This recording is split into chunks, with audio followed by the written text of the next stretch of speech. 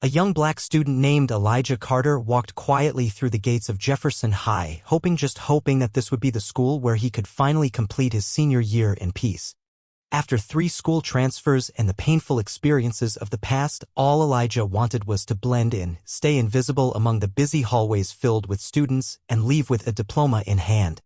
But before he could even memorize his locker combination, the school's self-proclaimed kingpin, Brandon Tatey, a white student with piercing blue eyes and a heart colder than steel, had already set his sights on him.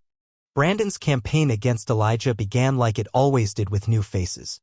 It started small, mocking laughs, whispers behind his back, casual shoves in the hallway. But it didn't take long before the torment escalated into deliberate acts of humiliation designed to crush Elijah's spirit in front of everyone. Phones were out, cameras rolling, the crowd eager for the moment when Elijah would finally snap or break down, just like all of Brandon's past victims had.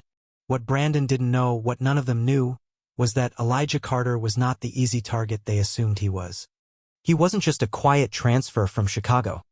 Elijah had grown up in his father's boxing gym, learning discipline, self-control, and patience long before he had even learned algebra. They had picked a fight with the wrong person, though Elijah had no intention of using fists to fight this battle. His plan was much harder, to win through dignity, resilience, and the kind of strength that no bully could touch. As Elijah adjusted the strap on his worn-out backpack and stepped into Jefferson High for the first time, he felt the weight of all the eyes on him.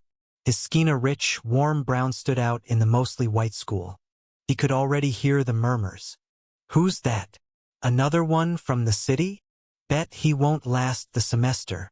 He kept his head low, but the buzz followed him all the way to his locker, where he fumbled with the combination, hoping for a moment of quiet. Instead, he felt the sharp prickle of Brandon's eyes from across the hall. Brandon, tall and broad-shouldered with slicked-back blonde hair, strutted forward like he owned the place, flanked by his 2 shadows, Kyle Rivers and Derek Boone. Kyle, with his reddish-brown hair and calculating smirk, was the brain behind most of Brandon's games. Derek, stockier and quieter, was the muscle, always ready to back Brandon up without a word. Brandon stopped in front of Elijah's locker, a slow grin spreading across his face. "You must be new," he said, loud enough for everyone nearby to hear. "Word of advice? Don't get comfortable." Elijah didn't respond. He knew better. But that silence was the first thing that truly irritated Brandon. Because to someone like him, silence wasn't weakness, it was defiance. And so began the war Elijah never wanted. The first few days were a test.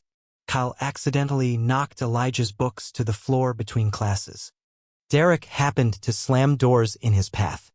Every move was calculated, meant to poke, prod, and provoke. But Elijah kept calm. He picked up his books. He sidestepped the traps.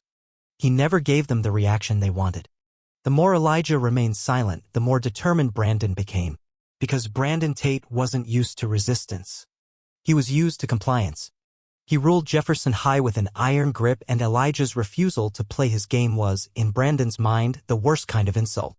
The pranks grew nastier. Elijah's textbooks disappeared from his locker. A note was left in their place. "Go back to Chicago where you belong." Elijah clenched the note in his fist, but instead of lashing out, he remembered his father's voice. True strength isn't about throwing punches. It's about knowing when not to. He stayed silent. He stayed calm. But deep down, he knew it wasn't over. One afternoon, as Elijah entered the cafeteria, he noticed Brandon and his crew watching him, smirking. He grabbed a tray of food and took his usual seat in the back corner, away from the crowd. But today, Brandon had other plans. With a dramatic flourish, he accidentally spilled a cup of juice across Elijah's meal, soaking his tray. "Oh, man, my bad," Brandon sneered, loud enough for the room to hear. Kyle and Derek laughed on cue. The cafeteria fell silent, all eyes on Elijah, expecting an outburst, waiting for the fight. Instead, Elijah stood slowly, picked up the ruined tray, and calmly tossed it in the trash. He returned to his seat, wiped down the table, and resumed reading the book he had brought with him. Brandon's smirk faltered. It was the first time in his life someone had refused to give him what he wanted. The story spread quickly. Students whispered about Elijah's cool-headedness, his refusal to be rattled. Brandon, however, took it as the ultimate challenge. What followed was worse than pranks. Brandon and his friends spread vicious rumors about Elijah. Lies about why he transferred schools.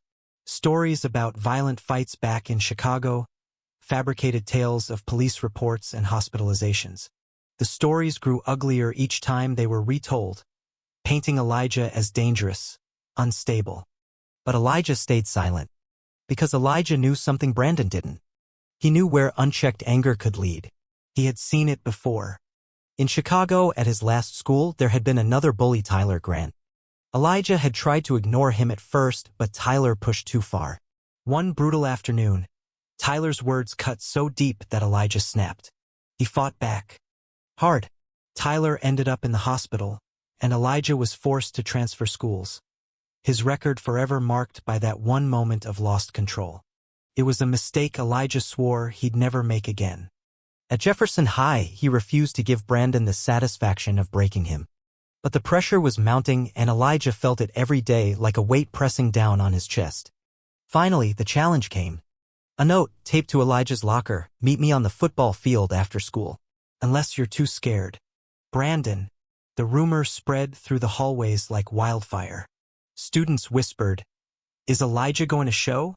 You think he'll fight?" Elijah took a deep breath, remembering his father's words. He couldn't run. Not this time. But he also couldn't fight the way Brandon expected. When the final bell rang, the football field filled with curious spectators. Brandon stood at the center, Kyle and Derek at his sides, confident and smirking. But when Elijah walked onto the field, there was no fear in his stride. No hesitation. Brandon stepped forward. "I knew you wouldn't chicken out," he sneered. "Ready to get what's coming to you?" Elijah looked him in the eye. "I'm not here to fight you, Brandon. But I won't let you control me. Not now. Not ever." Brandon's smirk twisted into a scowl. "Oh, you're gonna fight. Whether you want to or not." He signaled Derek to move in. But before Derek could even touch Elijah sidestepped smoothly, deflecting the attack without raising a fist. Kyle tried next. Same result. Even as Brandon himself lunged, Elijah stayed calm, using the defensive techniques he had learned from his father, not to hurt, but to protect. In front of the entire school, Elijah's refusal to fight, combined with his undeniable skill at defending himself, shattered Brandon's illusion of control. The fight Brandon had so desperately wanted never came. But his defeat was absolute. And it was public. Brandon Tate, the ruler of Jefferson High, fell not by fists, but by the strength of a boy who had learned that true power comes from restraint, not rage. Elijah Carter walked off that field with his head high, not because he won a fight, but because he didn't need to. In the weeks that followed, the air at Jefferson High shifted. Brandon's hold over the student body crumbled. The whispers that once mocked Elijah now praised him. Brandon's so-called friends drifted away, unwilling to stand beside someone who had been so thoroughly exposed. But Elijah didn't gloat. He didn't seek revenge, because that's not who he was. In the end, Elijah got what he had wanted all along, a peaceful senior year. And he taught an entire school, including Brandon Tate, that strength isn't about fists or fear. It's about self-control and respect.